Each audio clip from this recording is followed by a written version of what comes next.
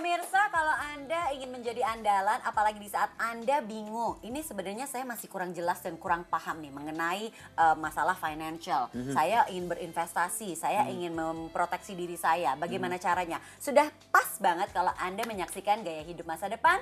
Cicil masa depan mapan dari sekarang. Jadi masalahnya kita nggak boleh malu ya Bu Nona ya. Iya. Tidak perlu ragu kalau di saat kita bingung bertanya saja kepada ahlinya. Iya, tapi kan kadang-kadang kalau misalnya kita nanya mau nggak mau kita harus membuka dapur kita, ya kan? Nah itu bagaimana iya, cara iya, mengatasinya iya. Bu? Karena aduh nanti ketahuan deh uangnya ada segini, nanti ini, nanti itu, gitu kan banyak pertimbangannya. Iya.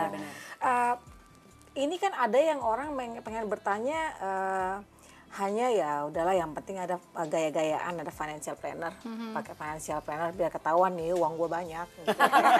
Ada kan yang begitu? Ada Bu, ada. Gengsi berarti ya. Tapi ada juga yang benar-benar ingin punya financial planner karena dia ingin ditolong, karena dia nggak tahu gitu loh. Dia pengen jadi andalan, dia pengen ditolong, pengen diberikan nasihat atau advice dari orang yang lebih tahu, kan gitu. Saya tadi bilang bahwa dokter gitu kan, gitu ya. Pada saat kita ke dokter, malu saya ngomong sama dokter, nanti dokter tahu lagi saya sakitnya apa. Ya nggak bisa diobati. Jadi nggak sembuh ya. Tujuan kita kan adalah ingin diobati kan. Iya, kan dokter kan suka ini ya periksa, enggak malu. Ya.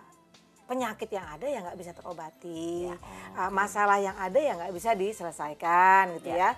Atau kita tidak berkata jujur, sakitnya sakit perut dibilang sakit gigi, dokternya ya kasih obatnya obat gigi kan gitu. Iya, jadi yang dibutuhkan adalah memang keterbukaan, tapi bukan berarti semuanya diberikan, nggak bisa aja kita contohnya saya nggak mau sampai urusan dapur saya tahu gitu ya. Kita bisa belajar yang tadi seperti Bayu bilang, belajar dari needs itu apa, wants itu apa. Kalau misalnya dari income kita atau pendapatan kita udah tahu nih kebutuhan kita apa, tapi masih ada sisa dari itu, kita bisa minta advice.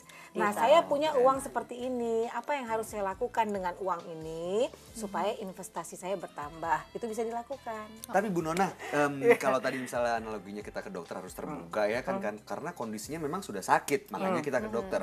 Ada nggak mungkin kondisi keuangan tertentu yang sudah mengharuskan kita harus ketemu nih dan konsultasi menggunakan jasa perusahaan investasi, perusahaan asuransi gitu. Kondisi keuangan seperti apa tuh Bu? Kalau orang bicara tentang financial literacy kok kayaknya udah advance banget. Aduh sesuatu yang rumit banget gitu loh. Nah, makanya saya kalau pengen menjelaskan kepada teman-teman, jelaskan dengan analogi yang gampang untuk dimengerti. Untuk menjawab Mas Bayu tadi, semua harus lihat.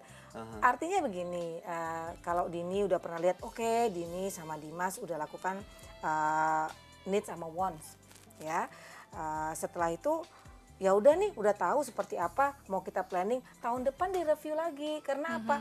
Income mudah-mudahan bertambah. Tanggung jawab mudah-mudahan bertambah. Kan betul. Ada hal atau pengeluaran ada perubahan dalam pengeluaran, itu harus terus. Makanya orang medical check up jangan 5 tahun sekali kalau bisa. Ini sepertinya penonton ada yang muka-muka ingin bertanya, boleh ya Bu Nona? Ya? Siapa yang ingin bertanya? Silakan Mbak. Silakan. Saya Clarissa. Saya mau nanya dong, financial planner itu kan manusia biasa juga kan? Apa dia selalu benar? Mungkin aja kan dia juga salah. Terus kalau salah misalnya, sikap apa yang harus kita lakukan? Terutama dalam hal investasi ini. Benar juga sih. Kritis nih Bu. Iya. Terima kasih. Kan gak selamanya benar. Waduh, kalau salah harus marah nggak Nanti mungkin. malah dimarahin ya, kamu salah kasih taunya. Iya, terima kasih Clarissa. Clarissa. Nah, pada saat kita memilih financial planner sama dengan kita memilih dokter, ya kita juga bisa tanya kan, mana sih dokter di rumah sakit mana yang bagus ya, dokter mana yang bagus ya. Kita bisa tanya ke teman-teman kita, kita bisa tanya ke rumah sakit tersebut. Di rumah sakit tersebut kita lihat nama dokternya, kita bisa lihat seperti apa reputasi dokter tersebut. Sama dengan financial planner, seperti apa reputasinya. Nah pada saat dia menjadi financial planner ataupun menjadi dokter, kan dia ikut ujian, dia ikut tes. Dia harus dites dulu apakah dia capable enggak, apakah ini orang layak atau enggak. Karena menjadi financial planner atau menjadi agen asuransi ada lisensinya.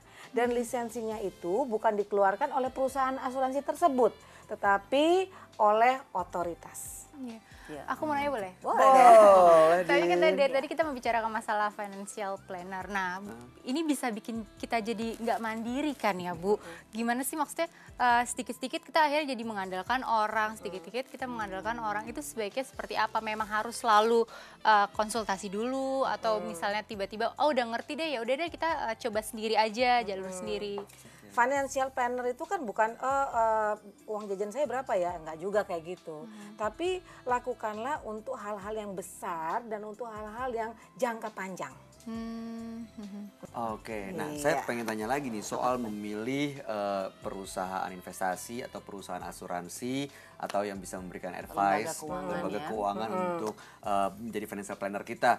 Kan banyak tuh Bu, pilihannya gimana nih? Bagaimana kita menentukan, oh saya menggunakan yang ini, saya pengen ya taunya yang tepat, yang cocok buat saya yang itu. Gimana cara-cara taunya gitu Bu? Nah ini sepertinya pertanyaan yang juga ada di benaknya pemirsa. Kalau Anda juga penasaran ingin tahu, jangan kemana-mana, tetap di Gaya Hidup Masa Depan.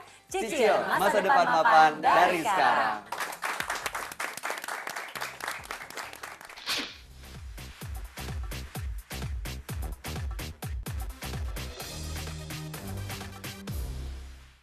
Apakah dia single atau enggak, kita bakalan dipanggil pada saatnya yang kita tidak tahu. Jadi kalau menjawab pertanyaan Viola, ya siapapun sangat membutuhkan asuransi.